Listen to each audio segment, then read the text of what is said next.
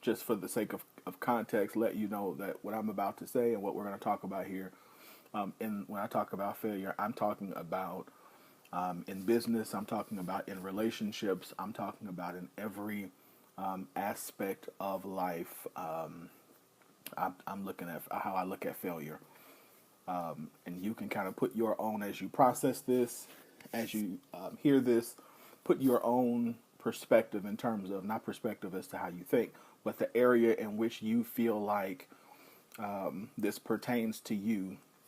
Think about it in that area, and then take some action from that area. All right. So one of the things that I'm personally kind of talking myself through is the idea, or is the thought, that in some instances and sometimes we are going we're going to fail. And for many of us who are taught or who are trained to be perfect,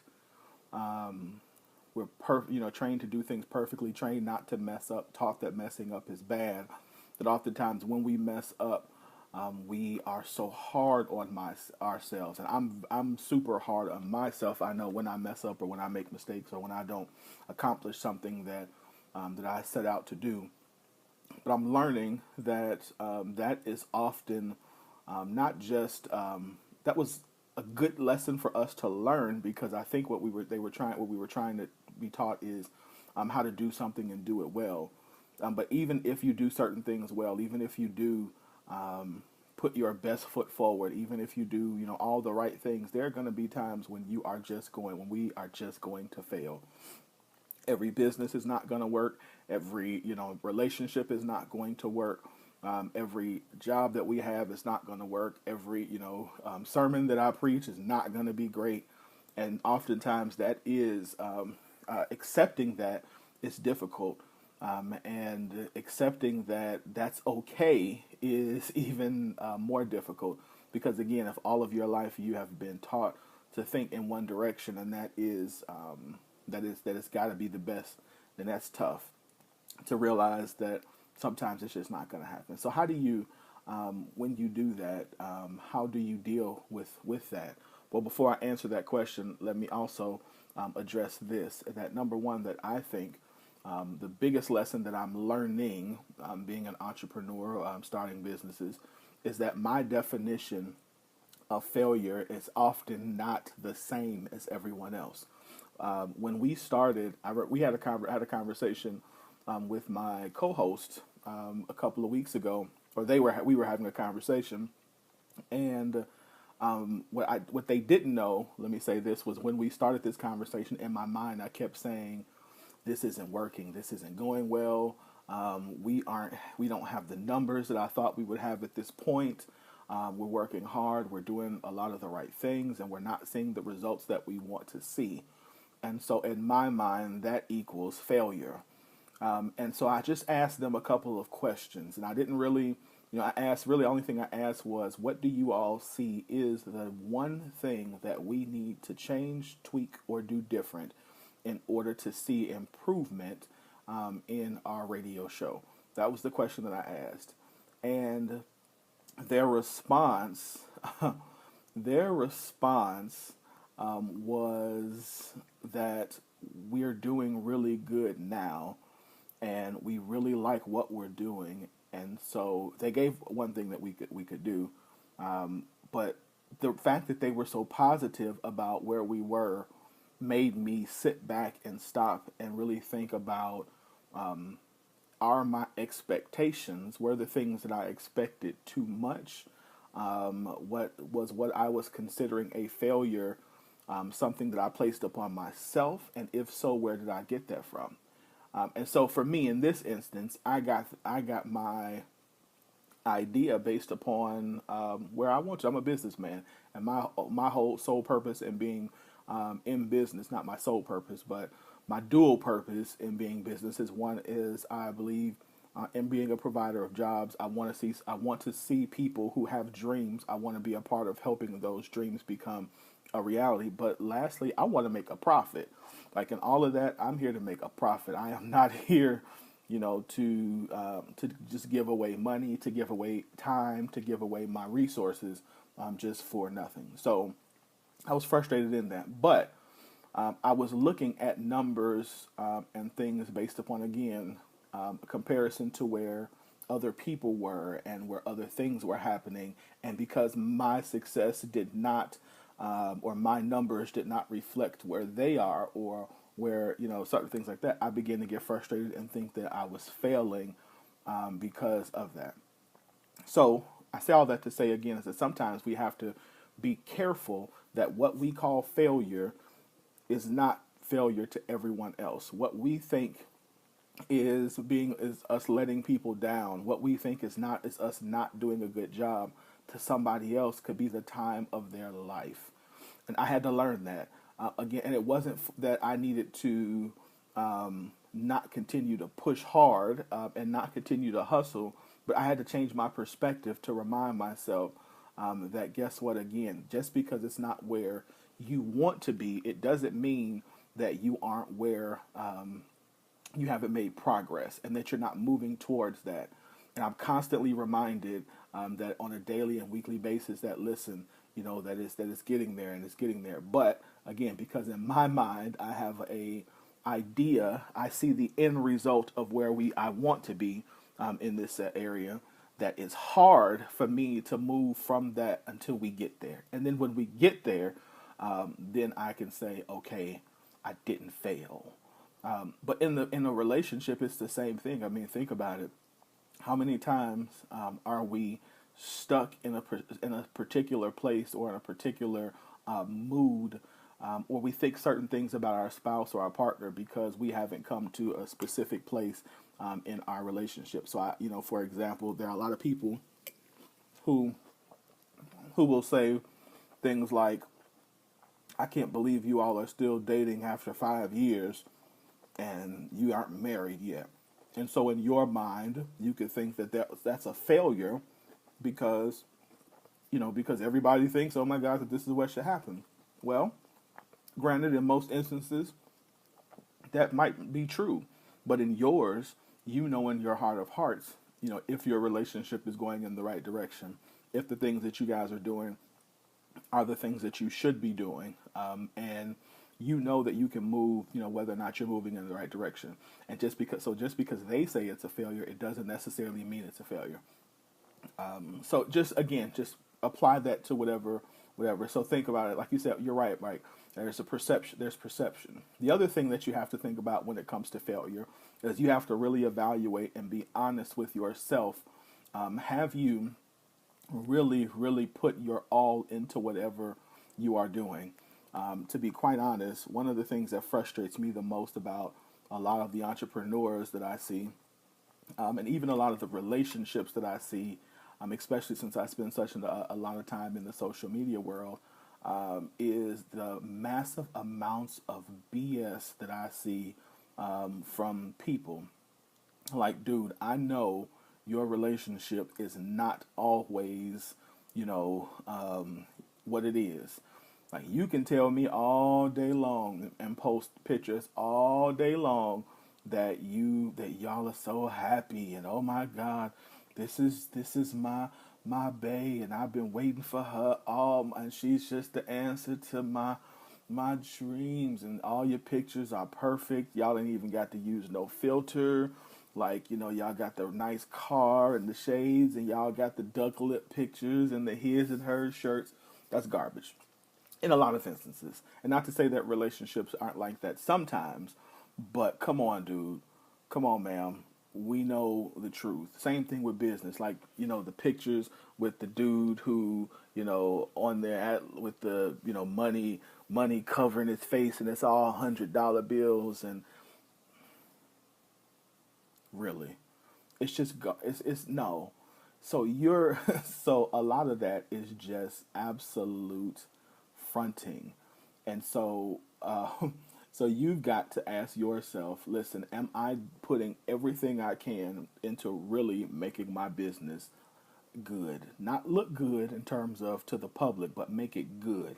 Have I really spent the energy and the time learning the information, getting the resources. If you're in a relationship, getting the, reading the books, going to the counsel, getting the counsel, all that stuff that's necessary to make a solid, established foundation in your business, in your relationship, in your ministry, in whatever area that you deal with? Or are you spending all your time fronting? Because nobody, if you're failing because you're fronting, then that's on you. Spend less time fronting and more time building. I'm gonna say it again: spend less time fronting and more time building. Because trust me, we all know that what you're doing is fronting. We know, and it's okay. It's okay that again, there's very few people who build lasting businesses overnight. Very few. So let's just be, real and say, listen, sometimes this marriage is hard. Sometimes building this business is tough. And I don't always have the right answers. I don't always know the right things to do, but I'm going to try. I'm going to try everything I can. And I'm going to probably fail at some of this stuff, but I'm going to learn. I'm going to get better. Today, I'm going to try in my relationship, and I'm probably going to fail. I might do something stupid that might piss off my partner, but I'm going to apologize. I'm going to learn from it, and I'm going to do better tomorrow. That's perfectly okay. And that, my friends, is not failure. That is growing. And so if you learn to perceive not doing something right as growth instead of failure, and being so hard on yourself all the time, you can try new things and do things and probably do more things than you thought you can do, because instead of allowing the constrictions and the restrictions of that little nice cute box that you created, you said, I'm going to step outside of it and I'm going to do something that I never thought I'd be able to do because of it. Let me say this to my preacher friends. First of all, let me say happy anniversary to my buddy Rob McClish. Today is his 21st year anniversary in ministry, so happy anniversary, Rob. But let me also say, same thing. I have a lot of preacher friends who struggle in ministry because they're so afraid to go outside of the box and do some things. And I'm not saying do something that's going to cause you to to sin, but I'm saying that even in your preaching and your delivery of the Word of God, oftentimes we are so constricted and restricted, whether it be by our denominational choice, whether it be by our audience, whether it be by our own internal struggles, whatever it is. We don't do certain things because we can't break out of that and do whatever it is that you're supposed to do. Do something real, unusual, just for the sake of doing it sometimes. Because again, you never know what it's going to get you. My cereal is like super soggy. Let's see. So again, the first thing I said was, remember that sometimes that perception, like Mike said, is everything. That sometimes failure is not really failure. Also, stop the BSing and go all in. The third thing I'm gonna leave you here with is this, and that is, know that your position has been solidified. How do I say this? You are who you are. And I'm not talking about the stuff who you decided you're going to be. I mean, like, you are who you are. And so you don't have to try to be anybody else. I absolutely, when it comes to business, there are some people who I love. Like I love them. Seriously. Like, when I say love, I don't mean like, look, I mean, like, I really like them. I like them a lot. But I'm not them. When it comes to preaching, there are some preachers, like my friend Rob. I like Rob, watching Rob preach. For those of you guys who know Dan Thomas, when Dan preaches, I am like, when I hear, the T.D. Jakeses, or when I hear the Luther Vandrosses sing, I'm like, I love it. I think they're great at what they do, but I'm just not them. And I'm okay with that. I'm okay that that I'm not Damon John. Love him. Think he's a great, smart guy, super smart guy, and I listen to him. But I can't be him. When it comes to, like I said, I can't be T.D. Jakes. As you guys can, I have a very soft voice. I can't be T.D. Jakes when it comes to preaching. I can't be Luther, when it comes to I can't be that. But I can be full blown Winfred Burns. I can learn from those people, but I can study them to see some of the things that make them great. But ultimately, what's going to bring me into greatness is that I maximize me. And that's what you're not doing. We're not maximizing us enough to the point where we create, I'm going to use a business term, we create our own market because we are so in tune with how God created us that we just allow the person who God created us to be to come out for everyone else to see. Listen, when somebody comes to hear you speak, they don't want to hear TD Jakes. When somebody comes into your business, they don't want to hear C Fubu or Damon John. They want to see you. They want to see you. When you get into a relationship with somebody, they're not interested in being in a relationship with somebody. They just be you. Be the best you that you can be, and maximize on everything and every person that you are, because that's when you don't fail. You don't fail when you are yourself. Something might not, again, like I said earlier, it doesn't mean everything is going to work because you are yourself, but it means that when you find and the right person to partner with, when you find the right business, when you find the right ministry, when you find the right area, the perfect area that is for you, where your gift can fully develop, then that's when you begin to grow. And failure takes on a whole different level. So here it is again. Do not allow the perceptions of others. Do not allow the fronting and faking of others. Do not allow yourself to emulate or imitate anybody else. But if you want to see, if you want to not be held back by failure, if you want to allow your best self to come forward, if you want the world to experience, or when I say the world, I mean the part of the world that's supposed to see you, if you want that to happen, then you've got to be committed to being yourself. All this other stuff, all this other faking and all that kind of garbage, nobody wants to see it. Nobody cares. I'm just saying, we don't care. We want you. And that's it. So again, I hope you guys enjoyed this little time today. If you didn't, it's okay. See how I did that? Like, that used to bother me if you didn't care. Now it's like, all right. Hey, Felicia, how you doing? Felicia, good job on. I've been watching you. I don't wear makeup, but I do like your videos. So keep doing a great job. Let's see who else I got in here. Jay, what's up, brother? How you doing, man? You're doing a great job in ministry, man. I'm very proud of you. I'm gonna have to make my way up there and see you live real soon. Brittany, hello, welcome. I'm not sure what you do yet, Brittany, but definitely let me know. I would love to know more about you.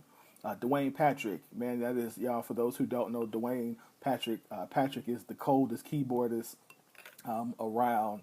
And so I appreciate what he does for me. The guy who usually, when you guys see me doing the videos of, when we sitting there singing, he's the one that's playing. He's also the musician at our church, but he's cold, man. He's cold. And more than that, he's just a good dude who keeps it real and keeps it honest and loves God, and more than loves God. The fact, what I love the most about hanging out with him is that he loves God and he loves his wife, man. Man, the way he loves his wife is like phenomenal to me, and so I keep men like that around me who are good. He says, saying, Felicia said, follow me on SoundCloud for Resilience Matters. Well, I didn't know you were on SoundCloud. Okay, cool. I would definitely do that. Definitely do that. So, all right, guys. I love you guys all. I appreciate you guys. I hope you have a good weekend. Like I said, I'm about to go hang out with my cousins, and we're going to have a good day. Do me a favor, last but not least, the little guy in the corner with the arrow, if y'all can share this video, I would appreciate it. It would mean a lot to me. Thank you very much. But like I said, yeah, if I don't know you, like I said, Brittany, I don't think we know each other, so we're gonna have to chat it up a little bit, because I definitely, like I said, my job and my goal is to support and to encourage and to help any and everybody who I can. So that's what I'm here for. All right, have a good day, and I will talk to you guys later. Goodbye.